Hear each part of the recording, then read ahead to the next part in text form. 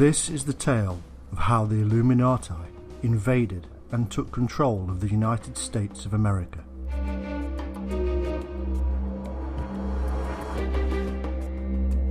This is the real history of America as you've never seen before.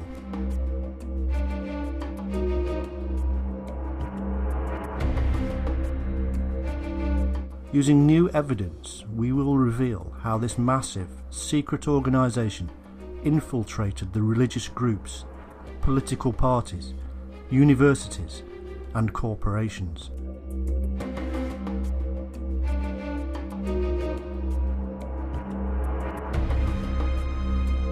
How they placed their own people in positions of power and authority.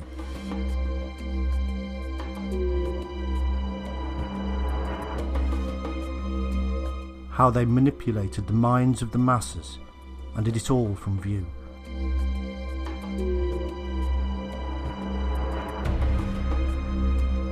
This group embraces what is known as the esoteric, the so-called spiritual truth hidden from the rest of us.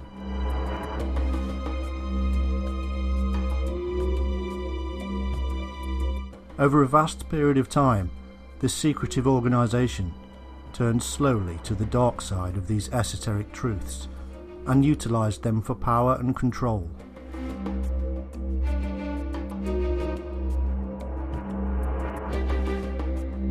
They take their orders from the International Secret Council of Nine. They are collectively called the Confederation of Initiates. They are under the strict control of their masters, and to oppose them means punishment worse than death.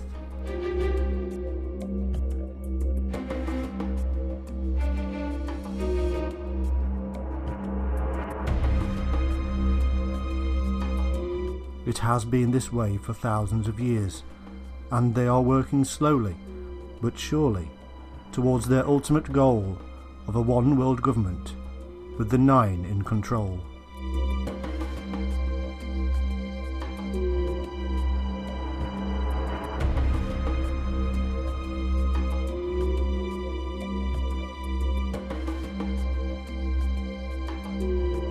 In this film, we reveal their plans and schemes.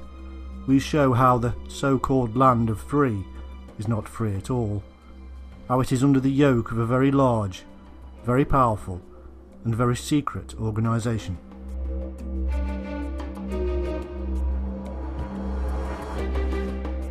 This is the Illuminati of America.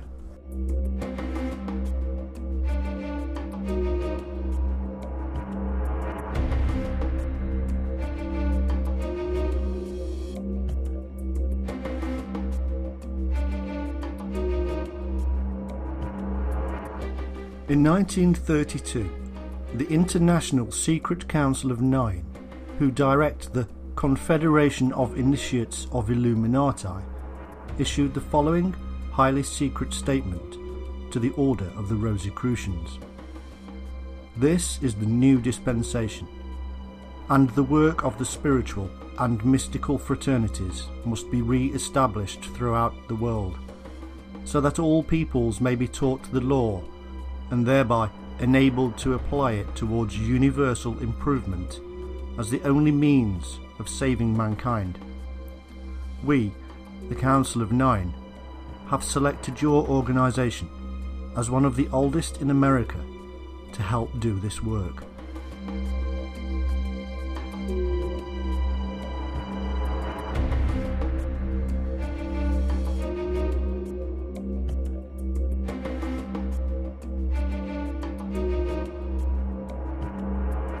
This must be brought about in such a manner that there can be no question of personal self-interest. May we suggest that you select as your method that of the pre-Christian Essenian order in which Jesus was trained, accepting in good faith all students who apply on an absolutely free will basis, instructing them in the ancient manner and permitting these students to compensate you on an exchange basis.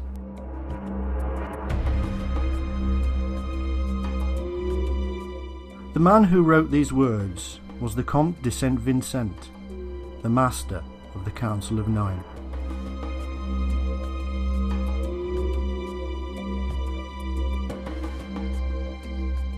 This small section reveals a great many things. Firstly, that the Order of the Rosicrucians did indeed come under the rule of the Illuminati.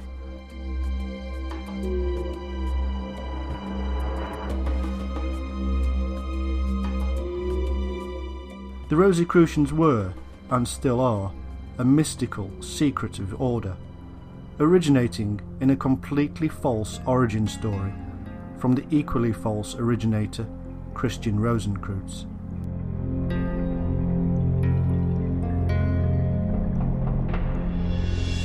It was in fact an organisation created by the Illuminati to gather in believers and initiates.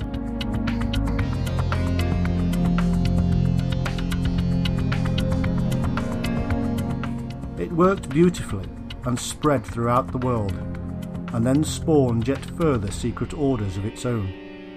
This, indeed, is how the web is created, and the real origin long forgotten and hidden.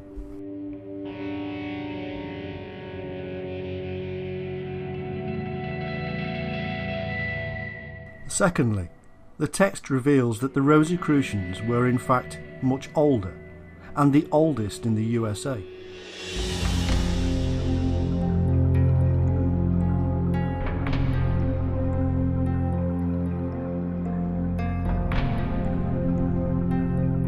Thirdly, they were to use the old methods from the Essene. These were the Gnostic Jews who wrote all the New Testament and other texts that didn't make it into the Bible. The Dead Sea Scrolls were written by these mystics.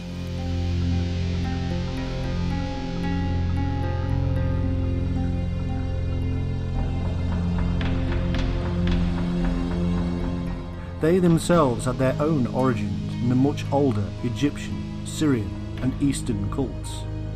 It stretches back many thousands of years.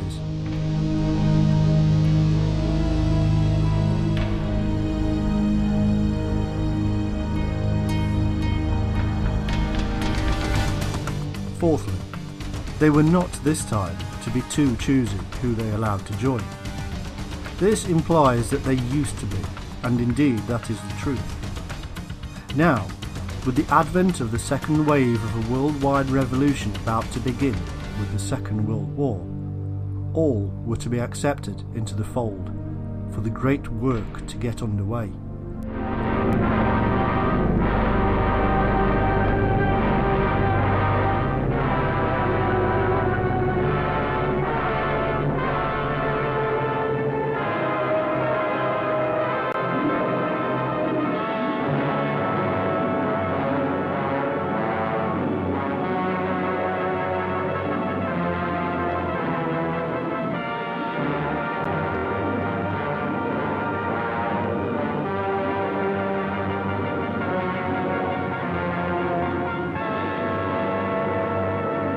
Years of hard training and actual battle experience in Spain and Poland had made the German army look invincible.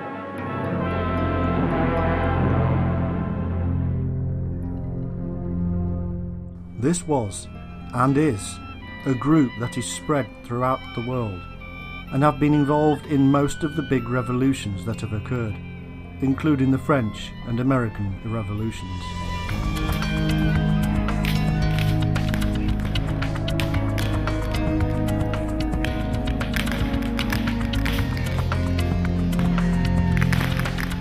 Dr. Randolph was a man who investigated the order at the time this text was written.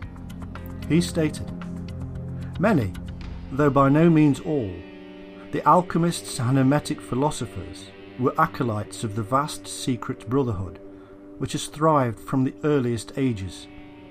The members of this mystic union were the Magi of old, who flourished in Chaldea ages before. They were the original people of Saba.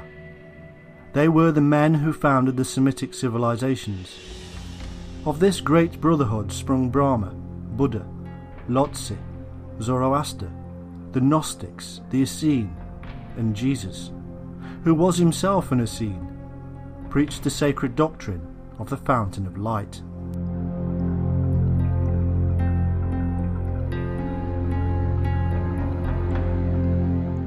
This fountain of light is the illumination, the inner enlightenment to the reality of existence, and from where the term Illuminati is derived.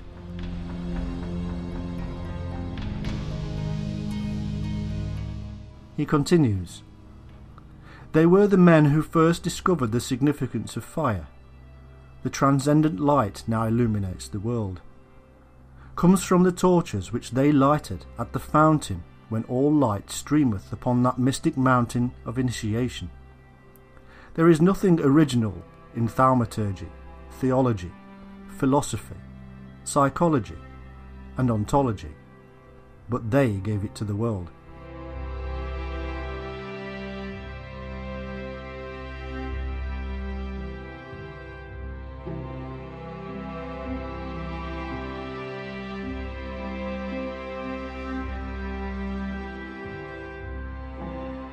Dr. Randolph here reveals the full extent of the Illuminati, that they are secret, spread throughout the world, originated religions, and saw their origin in the illumination of the mind, from philosophy to psychology.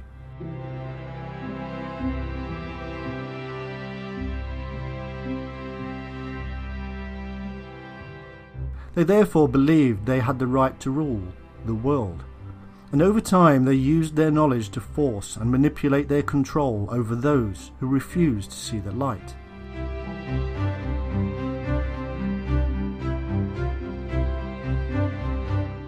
They were right, everybody else was wrong, and their own doctrines stated such, and gave them the right, power, and knowledge to manipulate man.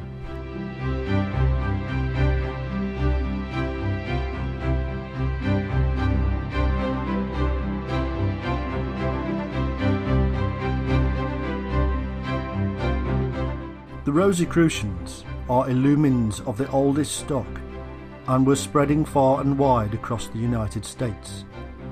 They give the following explanation of their fire or light, the thing which gives rise to the name Illuminati.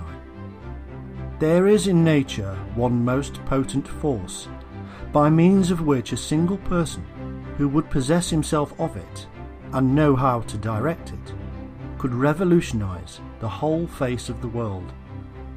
This force was known to the ancients, and the secret is possessed by the secret schools of the present day.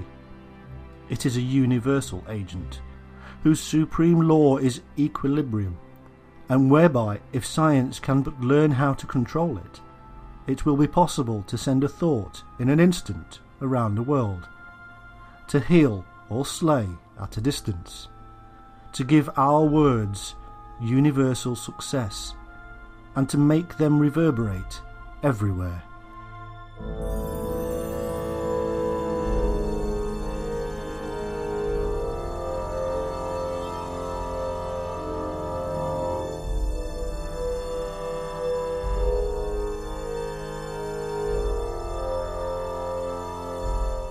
Strong beliefs indeed, and yet we must also realise that these people often speak in parables. They don't always mean what they say.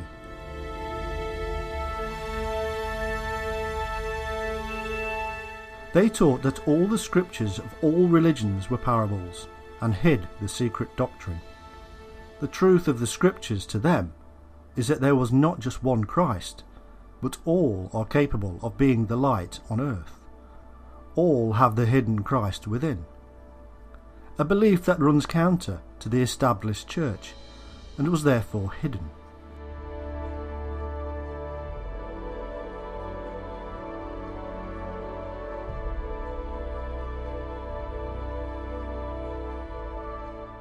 These teachings are in fact spread across all of the secret societies, for all are linked under the web of the Illuminati. All were created directly or indirectly by them.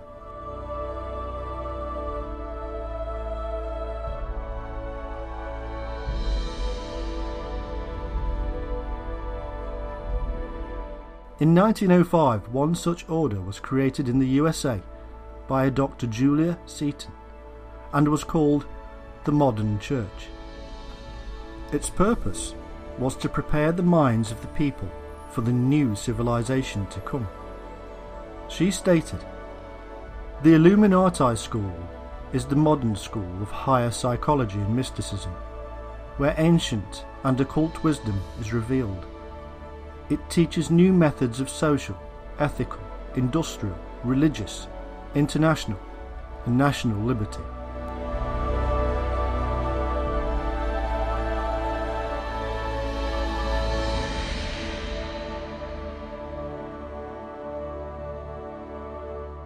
Here is revealed their belief again, that they are higher and therefore above all.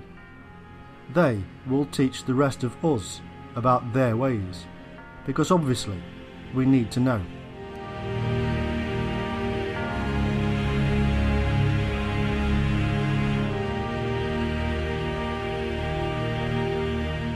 Because they believed God, or the universal life force, was speaking through them, they believed that everybody else was wrong. They used their substantial wealth and power to spread these doctrines, and it was heard.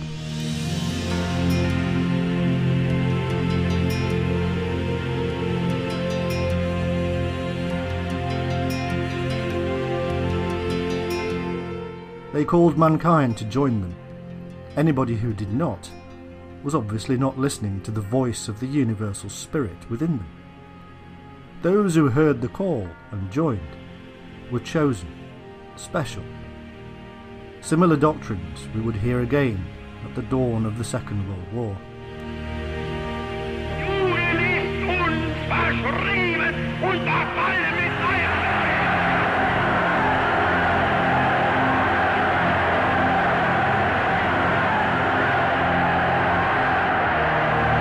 Delirious madness possessed the German nation. Man, they said, was not part of God, nor a creation of God, but the universal intelligence, or cosmic spirit, itself.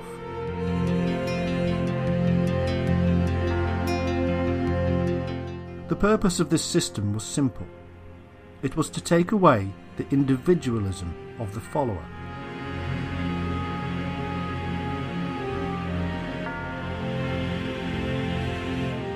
He was to listen only to the cosmic spirit and not his own reason.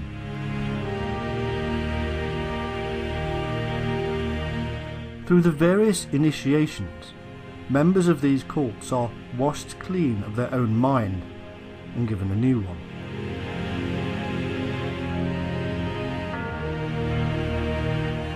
They are broken and rebuilt. It is a very old method of creating an army. Their new civilization was not to be one of light at all. It was to be one of the master and blind servant.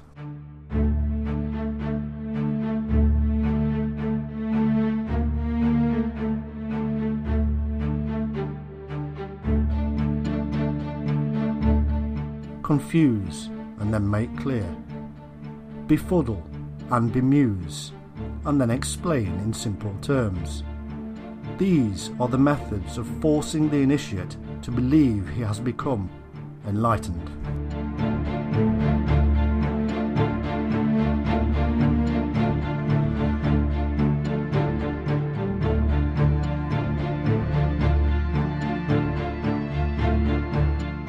By 1925, a new messiah was launched upon the Americans. He was a Russian by the name of Nicholas Roerich, a painter, philosopher, and supposed scientist. In Russia, he had achieved greatness and was adored by many. He was then invited to the USA. In 1922, he established the Corona Mundi, the core Earth. He started to teach his ideology of a new era, another name for the New World Order, the new civilization, but the same old story.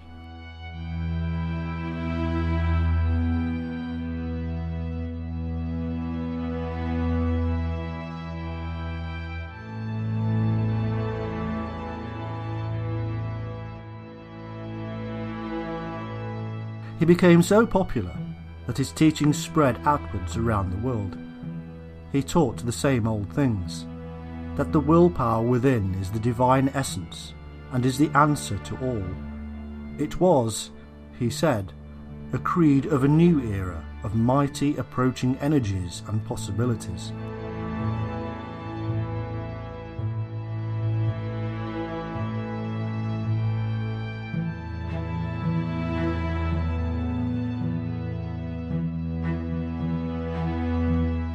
The sheep listened and followed yet again. The new world, he said, would be created by the fire, the light within us all, joining together and allowing the illuminated to dominate the world and bring peace.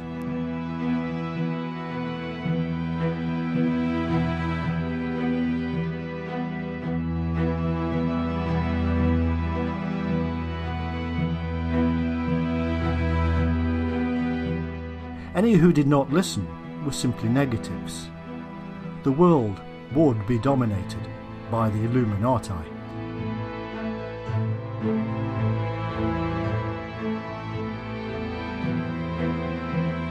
This Russian was just another mystic shouting about the so-called truth. No scientific backing, no evidence, no proof was needed for such mystic statements.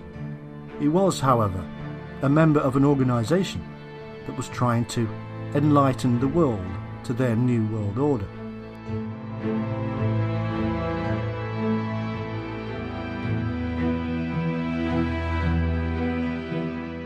Their light would shine and others be extinguished.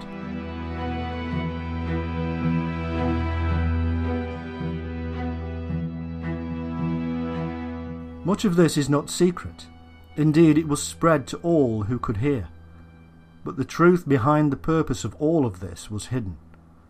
The truth was to take the minds of the people to control for their own purpose.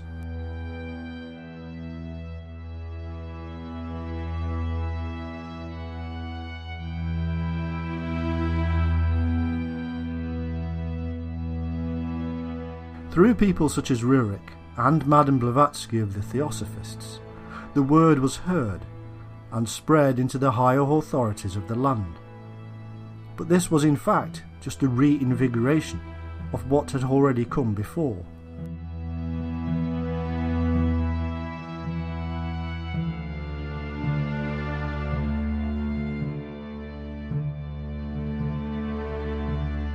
From the moment the first settlers landed in the USA, the message was being spread.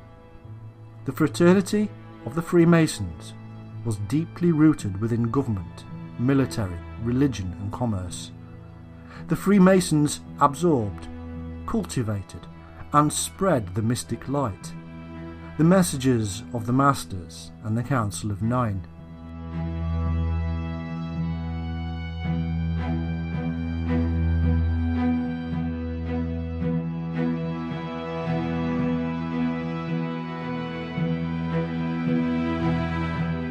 They did not always understand what they were spreading, but they spread. Those at the highest degrees of initiation were aware, and they created revolution and formed government.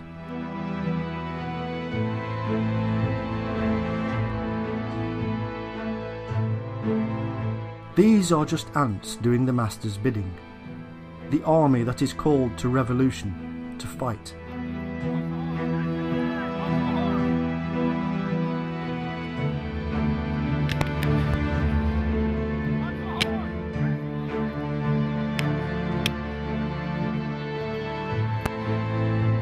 The true Illuminati are hidden, the true Masters unseen.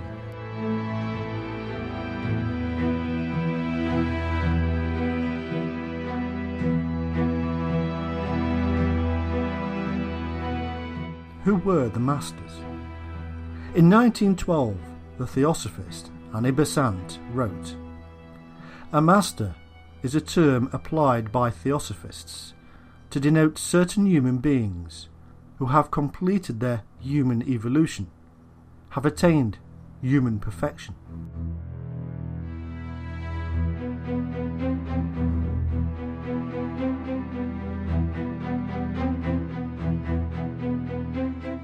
It didn't matter what society or order the followers belonged to, because the masters ruled them all. In reality, the Theosophists and the Rosicrucians were linked under the group of esoteric men we generally term the Illuminati.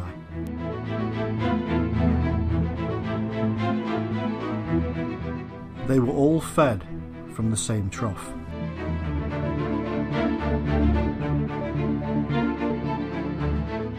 This hidden group were known to the various groups as the hierarchy of light, the Elder Brothers. Nobody ever saw them, they just did their bidding.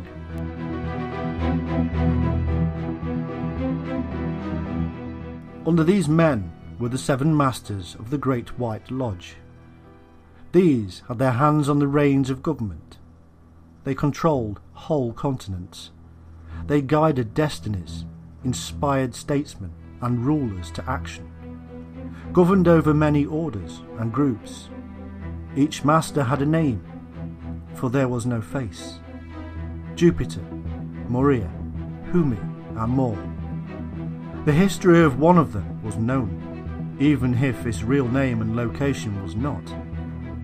He had been educated at a British university, was widely read, and was in charge of revitalising the ancient philosophies.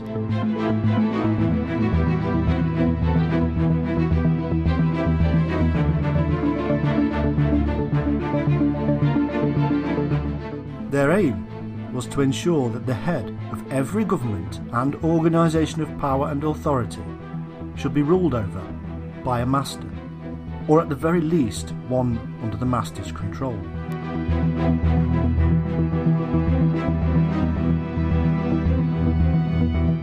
They were to gather in anybody who showed an interest in seeking the Force. Their ultimate goal, they say, is to control all the world, under the power and authority of the hidden masters, and to reign over a world of peace.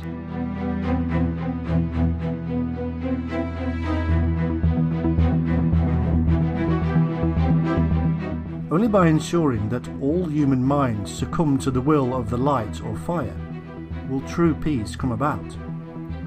All must do the master's bidding if there is to be peace in the world.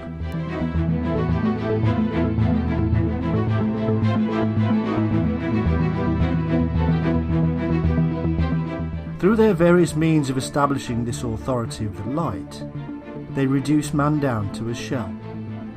By means of pseudo-yoga, the pupil's personality is in turn withdrawn from the physical body until, they say, the man recognises himself as a part of the master's consciousness. The master is only interested in a man from the point of view of his usefulness and his capacity to learn.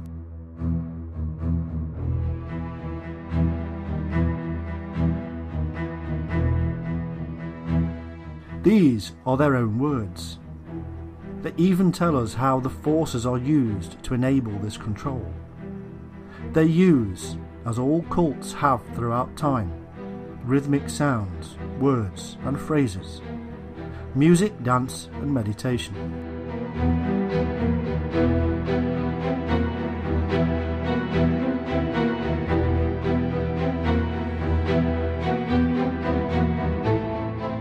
These methods remove obstacles in the mind. The rhythmic nature, they say, allows true nature to flow. In essence, it is nothing more than a method of hypnotism, and it is used in churches, Masonic lodges, and all secret societies. The effects are global, for all men are the same natural being.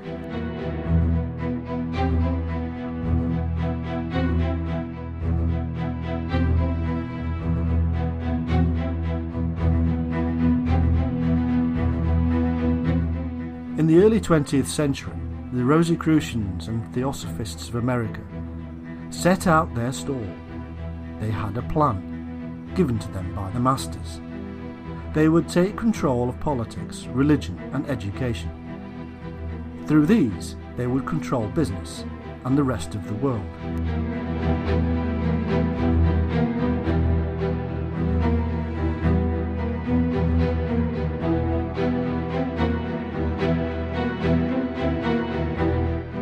America, by the time they had finished, would be the world dominant power. Their vision was realised by the end of World War II, as their Great Revolution ended. Men, women, and children must slave on farm or in factory for the Nazi master race, or starve. There will be a class of subject alien races. We need not hesitate to call them slaves. French children were to grow up on such inadequate food that many would reach the age of 12 before they grew new teeth. And for any attempts to protest against these restrictions, thousands of innocent French civilians would be executed. This was the price the French were to pay as they signed the armistice. And the master of the master race must go to Paris to tour the streets of what was once the City of Light. You notice no cheering crowds here to welcome in the new order.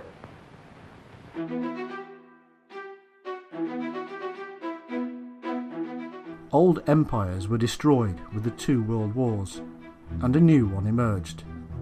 Their plans were succeeding.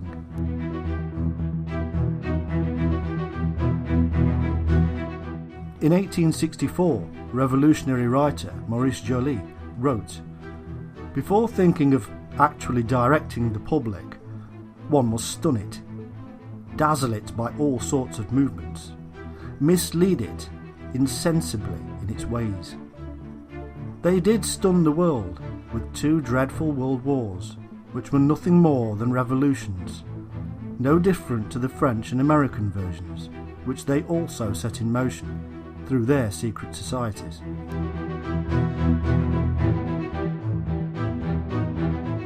In the early 20th century, one of the 9 masters actually said, "Experiments are being made now, unknown to the subjects themselves, that people in many civilized countries are under supervision, and a method of stimulation and intensification is being applied, which will bring to the knowledge of the great ones themselves a mass of information that may serve as a guide to their future efforts for the race. Especially are people in America, Australia, India, Russia, Scotland and Greece being dealt with. A few in Belgium, Sweden and Austria are likewise under observation. Schools have already been started. When they are firmly grounded, when they are working smoothly and with public recognition, and when the world of men is being somewhat coloured by them, when they are producing scholars, workers, politicians, scientists, and educational leaders who make their impress on their environment, then mayhap will come the true occult school.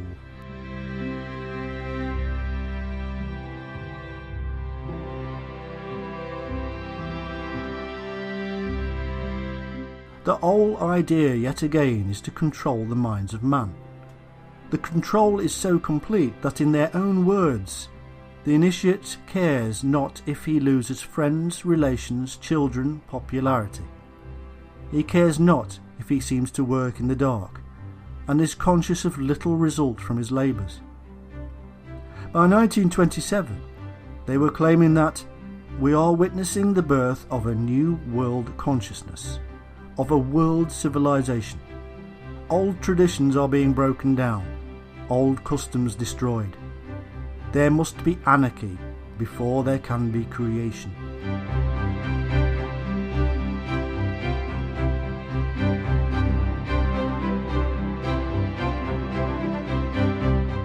Their workers are necessarily cultured and widely read. They do not regard their country and political affiliations as of paramount importance. They are equipped to organise, slowly and steadily, that public opinion. The biggest work for them, they predicted, was to be the mid-1930s, It was to be the time of anarchy before the calm.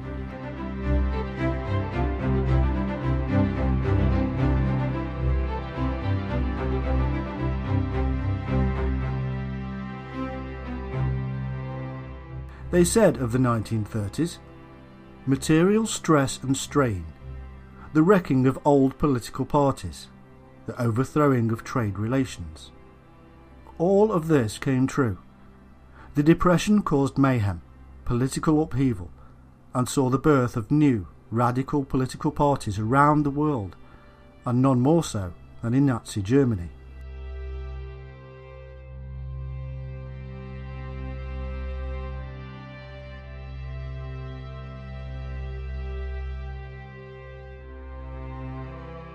All of this was needed, they said, to demonstrate the necessity of establishing a spirit of international dependence and interrelation, so that the nations would be politically forced to realise their isolation, separateness, and the cultivation of national egoism must go.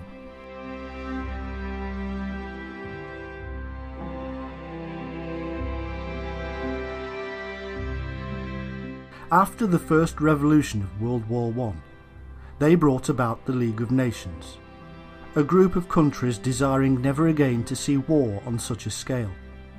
It was, in fact, the creation of a secretive group of international business leaders, politicians, and mystics, all linked to the Illuminati, and all now with the authority of the broken public behind them.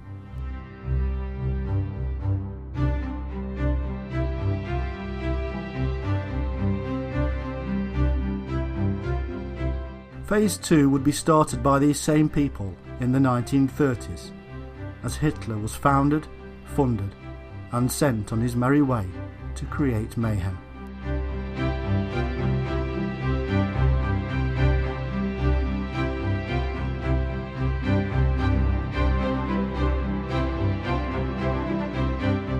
And what of America? That was simple and was under control. Political parties there were almost incidental because it was in the teenage years of true capitalism. It was therefore controlled not by presidents and Congress, but by business. Business leaders were already under the power of the masters through the Masonic brotherhoods, and they chose and controlled the politicians, most of which were Masons anyhow.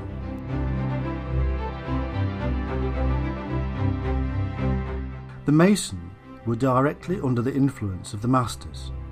Job done. The fate of the world was sealed. Anarchy was set in motion. The USA sat back, grew in power, and watched and waited.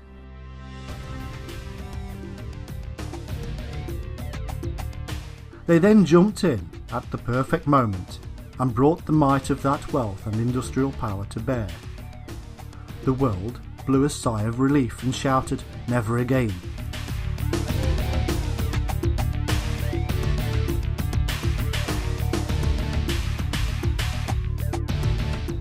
The United Nations was formed, blame attributed, and man moved on. In a few short years, a disparate world had been forced to join together at the same table. It was unprecedented. It was predicted. It was planned.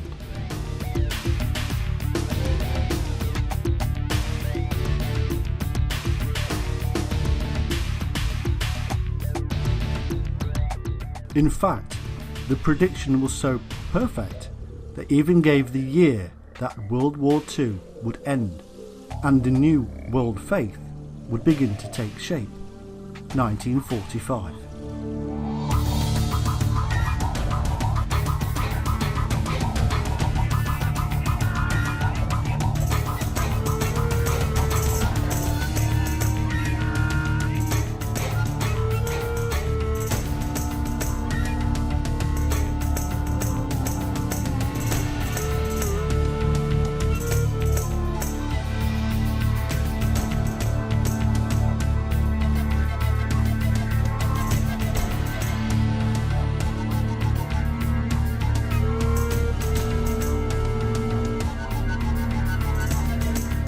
The United States was called the New World for a good reason.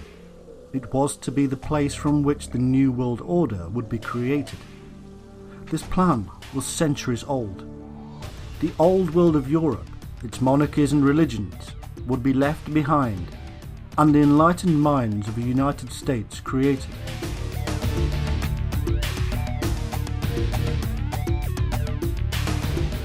All of this takes time and a great deal of work, but the very foundations of America are those of the Illuminati. As one writer in the early 20th century wrote, "How did it happen at the time of the American Revolution, when next to nothing was known of the mathematical interpretation of the Great Pyramid, that its symbolism was used in concrete exactness on the Great Seal of the United States, indicating that it was part of America to reinstate the rule of Christ, the light or illumination, on earth? It happened because it was a symbol and sign for all to see, for many to rejoice over the others to fear. It was the symbol of the coming to power of the hidden masters." An American High Mason and Rosicrucian in 1877 wrote, "In the last century, the United States was freed from the tyranny of the mother country by the action of secret societies more than is commonly imagined. It was true. All of those in positions of power and authority on all sides of the American Revolution were in fact brothers of the same lodges and fraternities.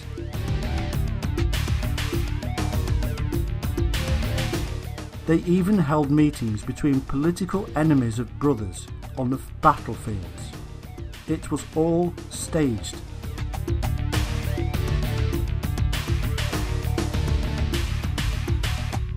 It was staged again, but pushed out into a wider world in the 20th century World War revolutions.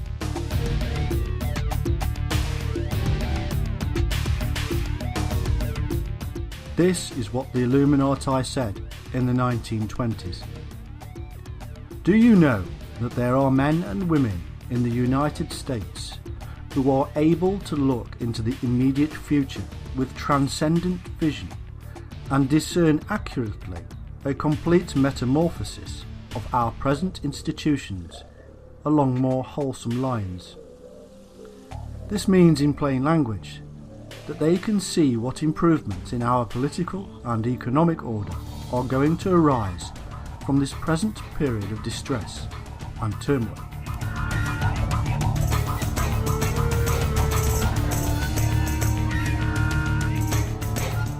They see these improvements crystallizing between 1933 and 1945, both dates written large on the Great Pyramid Prophecy.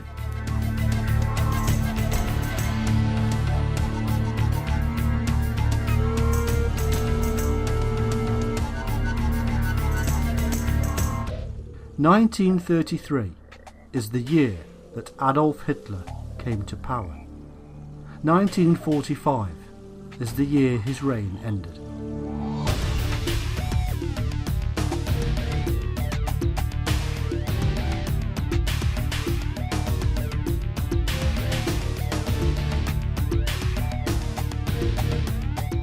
It had all, in fact, been going on a long time.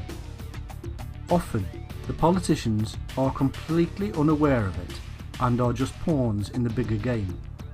Other times, they fully know and cover up.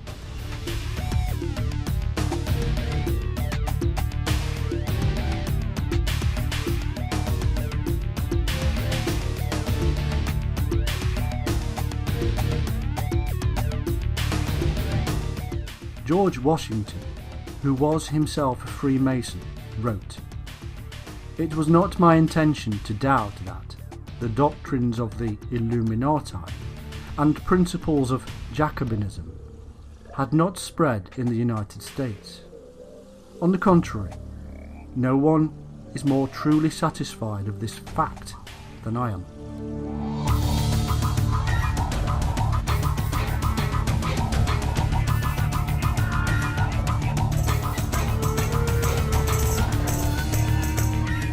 There has always been two sides to the Illuminati movement. The mystical side we have covered, but this is in truth just a modern cover for the political schemings in the background. In the 18th century, when the name Illuminati surfaced, the political clubs were called Jacobin clubs, seen by many as aristocratic groups fostering followers. Today, their direct descendants are known as the Council on Foreign Relations, the Trilateral Commission, the United Nations, and more.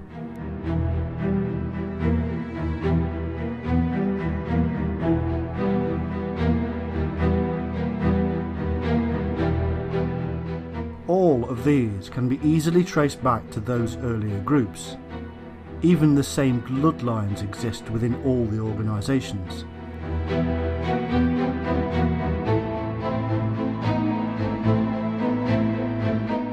They plan and scheme and throw up congressmen, senators and presidents and place them where they are needed. Through the vast wealth and media power, they manipulate the masses to carry out that fakery they call democracy.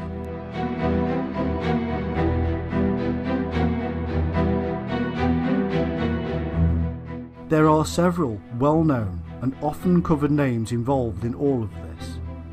The European financier family that had huge influence is the Rockefeller family. David Rockefeller founded the Trilateral Commission and was a co-founder of the Council on Foreign Relations. The family tree reads like an Illuminati greatest hits album. Through just the minor work of this one family, a grand unification has taken place. Countries of the world have been brought together under the powerful influence of just one head. The United Nations is a group of nations, but the delegates all owe their positions to the various branches of the worldwide Illuminati, and so do the Master's bidding.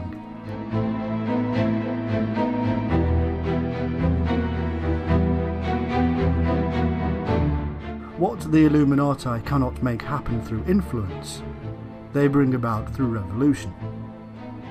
The United States was the major game player in World War I and II.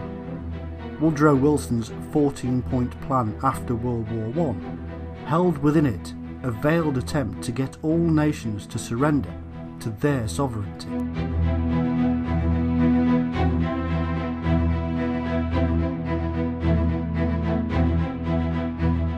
It almost worked when they formed the League of Nations. However, the US never actually joined itself.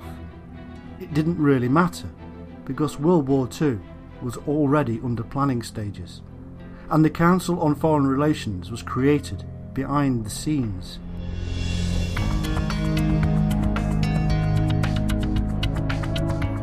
This is an almost country-sized secret society in itself, plotting and planning on our behalf.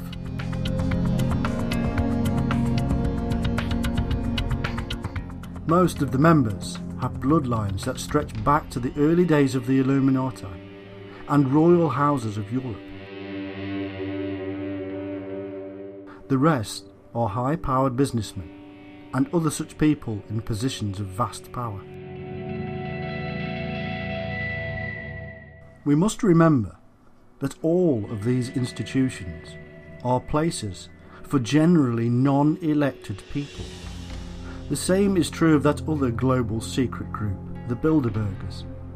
In the USA there is a friendly group called the American Friends of the Bilderbergers. Each group is made up of chosen individuals. Chosen by whom?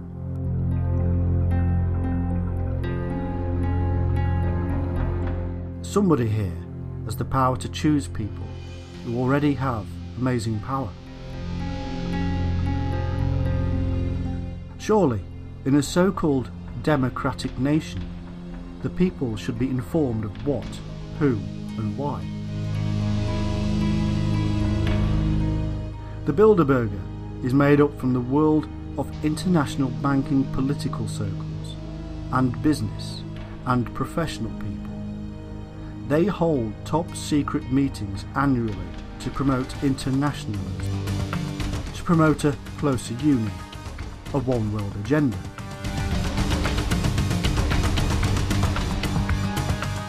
And it is fully American endorsed, with a host of politicians, scientists and business leaders from the USA attending. All of the meetings are secret. Nobody ever tells.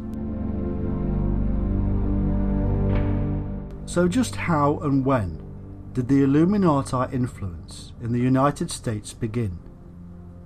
The very first official mention of them is in around 1785, when the Columbia Lodge of the Illuminati was established in New York.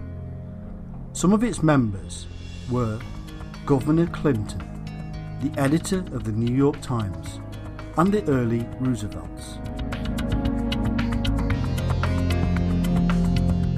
In 1786, another lodge started in Virginia, with Thomas Jefferson as a member. This was followed quickly by 14 more lodges throughout the then 13 states. In 1789, some people were getting concerned. The president of Harvard issued a warning about their growing influence on politics and even religion. At the exact same time, the French Illuminati came to pay a visit and helped to spread it even further.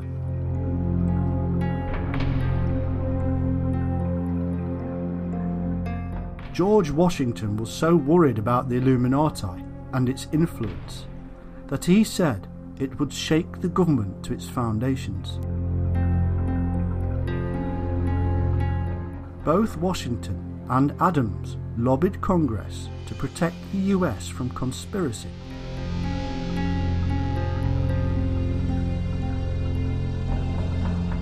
Thomas Paine, the author, actually aided the Illuminati to infiltrate several Masonic lodges.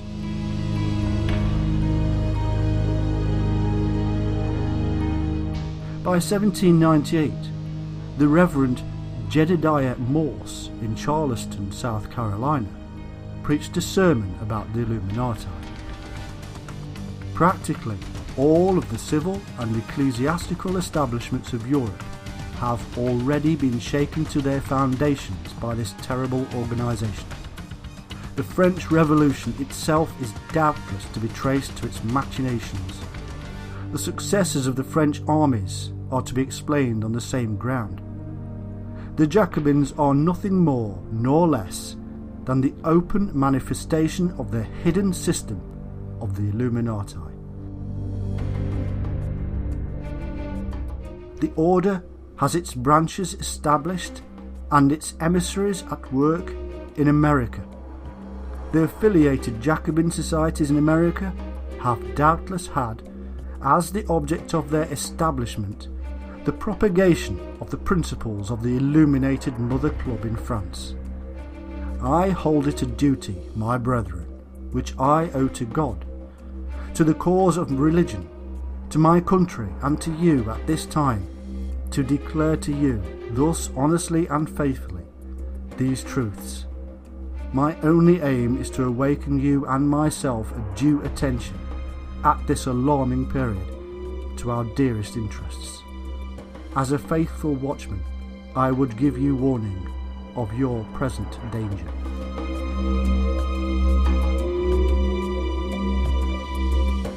In the same year, the president of Yale University said, "Shall our sons become the disciples of Voltaire and the dragoons of Marat, or our daughters the concubines of the Illuminati?"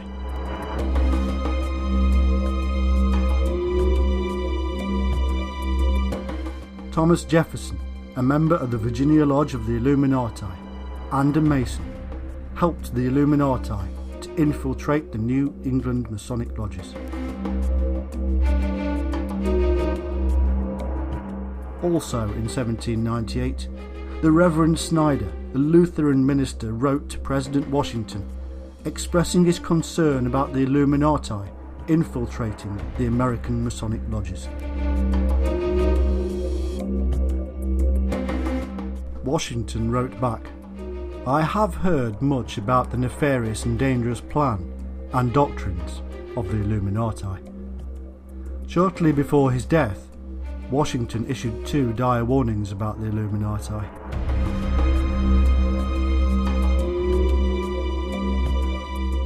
In 1807, the future president, John Adams, wrote 3 letters to a Masonic brother, complaining that Thomas Jefferson was using the lodges for Illuminati purposes. The letters have been stolen and never seen since. He also wrote to Washington and others saying that lodges were being used by Illuminati for their satanic worship.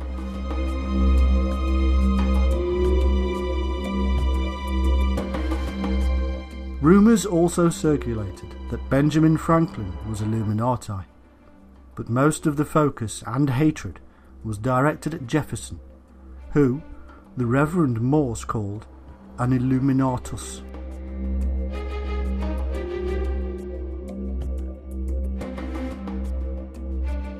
In 1812, the president of Harvard gave the following speech: "There is sufficient evidence that a number of societies of the Illuminati have been established in this land of gospel light and civil liberty, which were first organised from the Grand Society in France. They are doubtless secretly striving to undermine all our ancient institutions, civil and sacred. These societies are closely leagued with those of the same order in Europe. They have all the same object in view. The enemies of all order are seeking our ruin. Should infidelity generally prevail, our independence would fall, of course. Our republican government would be annihilated."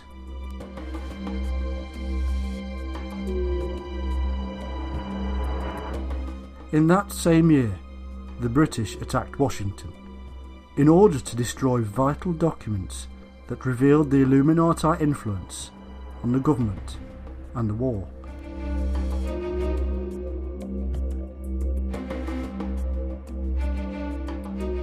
In 1829, the British Illuminati were giving speeches in New York.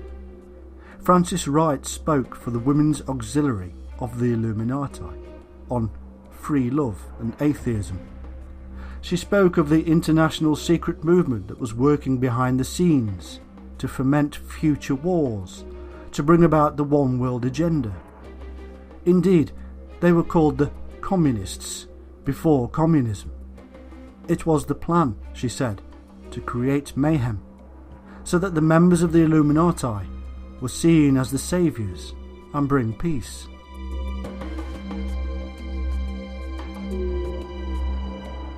In 1843, the poet Heinrich Heine wrote, "Communism is the secret name of this tremendous adversary, which the rule of the proletariat, with all that implies, opposes to the existing bourgeois regime.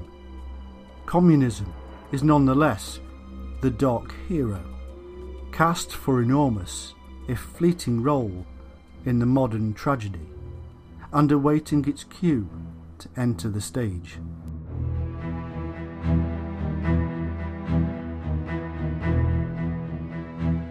At the same time, the editors of the New York Tribune and New York Sun were working with the Rothschilds on a secret Illuminati committee. It is believed the committee was all about the running of America from behind the scenes.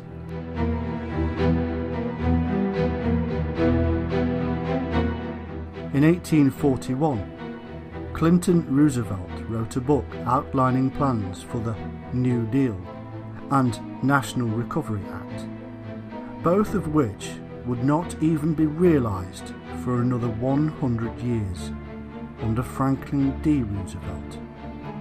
Long-term plans and family bloodlines indeed.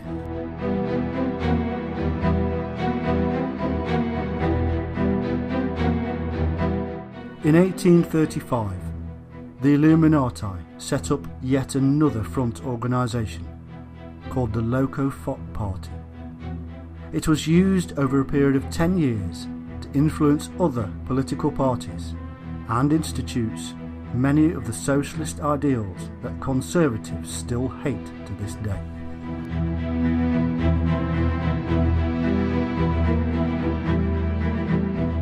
Throughout this whole time, the Illuminati influence in the government of the United States was immense.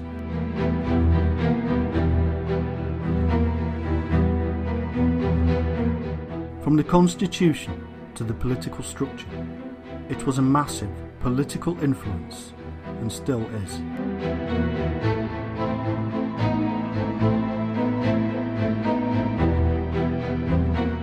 But that second tier of Illuminati influence also played a major role, for the two cannot be divided. The mystical side of the Illumins is clear to see even to this day, because of their huge influence. From the sacred geometry of Washington, D.C., to the all-seeing eye on the dollar bill, the sacred symbols of Illuminism are everywhere for those with the eyes to see.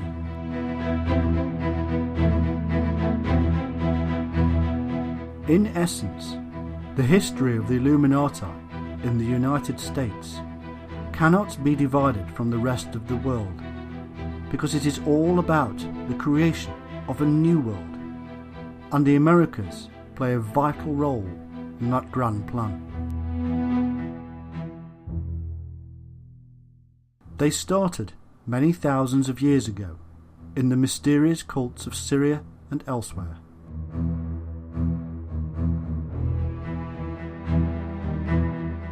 They grew a deep and profound understanding of the human mind within the universal mind. The man in matter, the spirit in nature.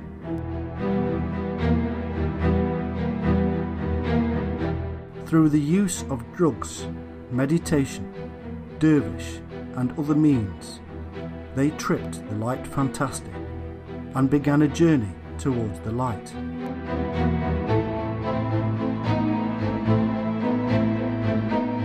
Along the way, greed and desire for power stepped in and turned the knowledge gained towards the dark side.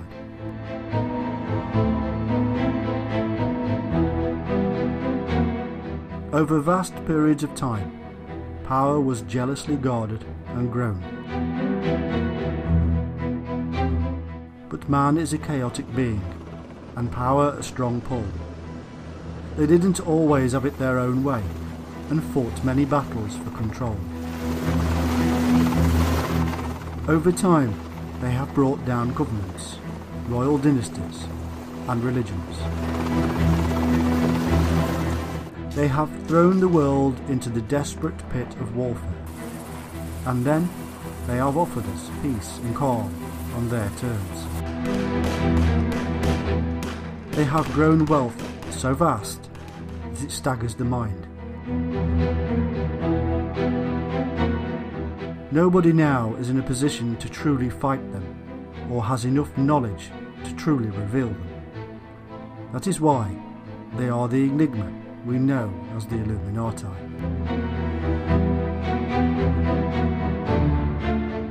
But they have taken America. They do own every large institution, every large business. Their men and women are in the highest offices of the land. All listen to the Master's voice, talking to them through the eons of mysticism in a political world of power. Next time you cast your vote, just ask yourself why you bother. You are given two choices, as always. Left or right, it does not matter. Both are under the yoke of the Masters.